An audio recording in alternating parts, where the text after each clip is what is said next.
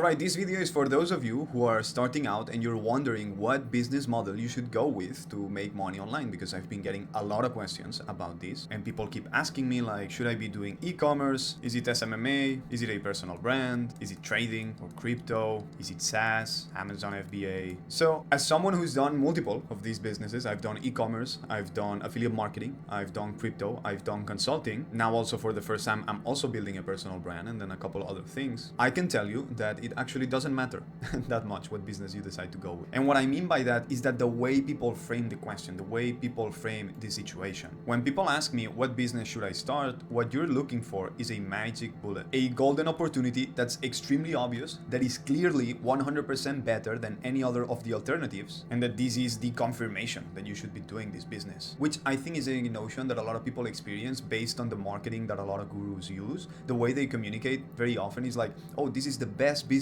model for 2024, or this thing doesn't work anymore, you should try this. But no, that's actually not true. That's not the way to look at it. All of these businesses work, okay? E-commerce works, SMMA works, building a personal brand works, trading, crypto, SaaS, Amazon FBA, all of them, they work. And you know, I actually have a personal story of mine from a few years ago when I started to make a lot of money online. I was the first one among my friends group to start making it. And every weekend I would go to the beach with one of my friends, and he was also interested in business. And every weekend we would go swim, and then after we finished, we would go out, we would talk about life and the universe and everything, but we would also talk about business, right? And he would ask me all these business questions because I was making so much money. And one thing that he always kept asking me over and over and over was like, oh, what do you think about this idea? Right? Because he was still trying to decide, what is it that I'm gonna do? And he would come to me and he's like, oh, what if I build a store that does this and that, and maybe it's like a niche for yoga products? And I would think about it and I would be like, yeah, that sounds like a plausible idea, that I see potential in it. Then a few weeks would go by and we'd go to the beach again and he would ask me another question. And now it would be like, I've been thinking, I've seen this guy that's doing trading. And the way he does it is this way, that way, he has this technique. What do you think? Should I go into trading? And I'm like, I mean, the way you explain it, it sounds plausible. It could work. And this kept happening over and over and over and over again. And eventually, one day, after he asked me again, like, oh, what do you think about this crazy idea that I got? I stopped him right there and I was like, dude, everything works, okay? Doing e-commerce for yoga, it works. Doing SMMA for lawyers, it works. Building a personal brand about watches, it works. Doing trading works. Doing crypto works. Doing SaaS works. Selling supplements on Amazon FBA, it also works. Even if you were to build a restaurant down the street, that would also work. All the businesses work. Now, obviously, some ideas in some businesses have more potential than others, but that does not invalidate the fact that all of them work. So what I want to show you and what I want to propose to you is a different way in which to analyze this situation when you want to start a business. Because I feel like the way most people do it is, as I said, like they see it as this magic bullet, right? Because they're here, they have no money, and now they want something that will allow them to grab and receive all this money from people, from customers, and then receive it into their pockets, right? It's like, what thing can I have that will bring me money? But that's the wrong way to think about it. You have to flip it around. It's like, okay, here's me, and I have this set of skills. There's these things that I know how to do.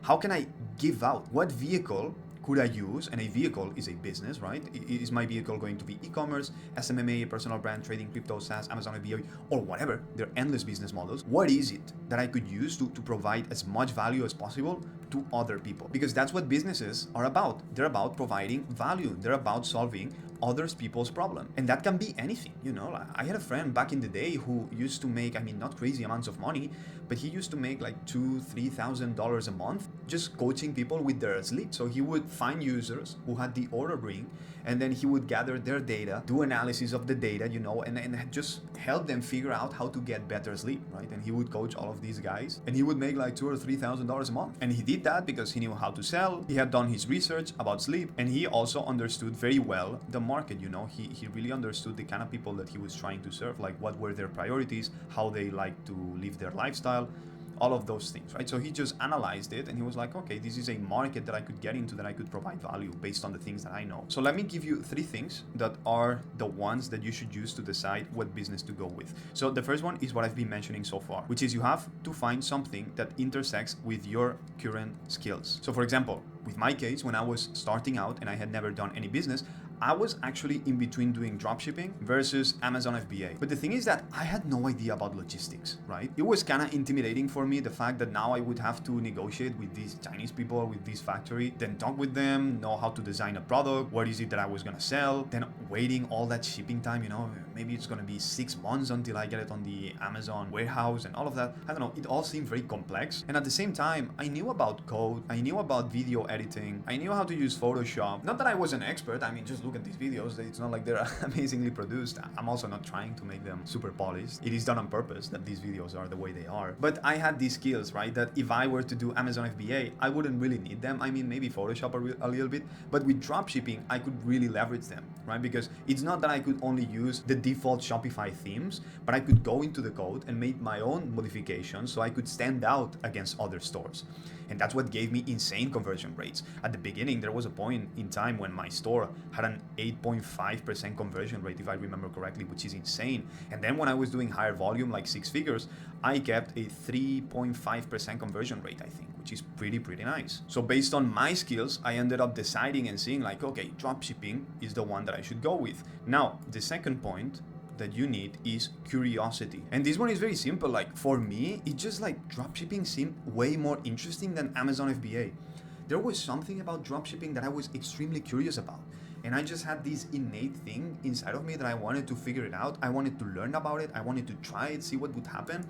But Amazon FBA, for some reason, even though in a way it's very similar, it did not excite me. So that's the thing. This is also important, okay? Not just the skills that you have, but how curious are you about that business model itself? In a way, this personal brand that I'm trying to start right now, it's kind of the same thing. I don't know, I'm just curious about it, about what it would be like to have a personal brand, trying to grow this, because I have all these opinions about how to do videos and titles and all of these things. So it's like, okay, let me put it to the test and see what happens. And I've also been insanely curious about what would happen if I made videos that are not super edited, like just this raw thing that I'm doing with my channel. I'm just trying to be authentic, because I don't think there's a lot of people doing it nowadays. It's always like this super mega production. So I was just curious, like what would happen? I just want to see it, right? So second point, curiosity. And then the third thing are the trends, the future markets. Now here's the thing, these ideas that I was mentioning before, based on the trends and what's going to be popular, obviously some might be better than the others. It's like crypto. Had you got in many years ago, it would be way better than if you get in right now, because it's a trend that keeps on going. For example, now with AI, I have a friend who's working on a project that's related to AI that I don't want to go into the details of it, but he's starting to do really well. It has insane potential.